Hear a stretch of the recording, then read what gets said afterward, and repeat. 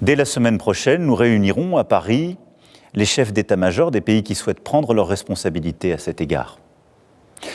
C'est ainsi un plan pour une paix solide, durable, vérifiable, que nous avons préparé avec les Ukrainiens et plusieurs autres partenaires européens et que j'ai été défendre aux États-Unis il y a 15 jours et à travers l'Europe. Et je veux croire que les États-Unis resteront à nos côtés. Mais il nous faut être prêts si tel n'était pas le cas. Notre dissuasion nucléaire nous protège. Elle est complète, souveraine, française de bout en bout. Elle a, depuis 1964, de manière explicite, toujours joué un rôle dans la préservation de la paix et de la sécurité en Europe. Mais répondant à l'appel historique du futur chancelier allemand, j'ai décidé d'ouvrir le débat stratégique sur la protection par notre dissuasion de nos alliés du continent européen. Quoi qu'il arrive, la décision a toujours été et restera entre les mains du président de la République. Mais compte tenu de l'évolution des menaces, de cette accélération que je viens de décrire, nous aurons à faire de nouveaux choix budgétaires et des investissements supplémentaires qui sont désormais devenus indispensables. J'ai demandé au gouvernement d'y travailler le plus vite possible. Ce seront de nouveaux investissements qui exigent de mobiliser des financements privés, mais aussi des financements publics, sans que les impôts ne soient augmentés. Nous avons, dès le premier jour, décidé de soutenir l'Ukraine et de sanctionner la Russie. Et nous avons bien fait. Car c'est non seulement le peuple ukrainien qui lutte avec courage pour sa liberté, mais c'est aussi notre sécurité qui est menacée. En effet, si un pays peut envahir impunément son voisin en Europe, alors personne ne peut plus être sûr de rien. Et c'est la loi du plus fort qui s'applique. Et la paix ne peut plus être garantie sur notre continent même. La Russie du président Poutine viole nos frontières pour assassiner des opposants, manipule les élections en Roumanie, en Moldavie. Elle organise des attaques numériques contre nos hôpitaux pour en bloquer le fonctionnement. La Russie tente de manipuler nos opinions avec des mensonges diffusés sur les réseaux sociaux.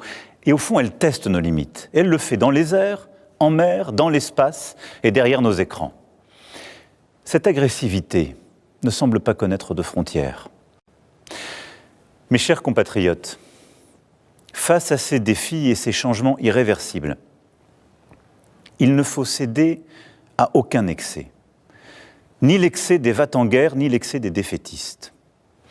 La France ne suivra qu'un cap, celui de la volonté pour la paix et la liberté, fidèle en cela à son histoire et à ses principes. In Macron's statement, he listed the actions taken by Russia, but this sounds like something that Western globalists have done to opponents who are inconvenient to them. Конечно, это угроза в адрес России. Если он нас считает угрозой, собирает встречу начальников генеральных штабов европейских стран и Британии. Говорит, что необходимо использовать ядерное оружие, готовиться к использованию ядерного оружия против России. Это, конечно же, угроза. В отличие от своих предшественников, которые тоже хотели против России воевать, Наполеона, Гитлера, господин Макрон не очень изящно поступает, потому что те прямо говорили, надо завоевать Россию, надо Россию победить.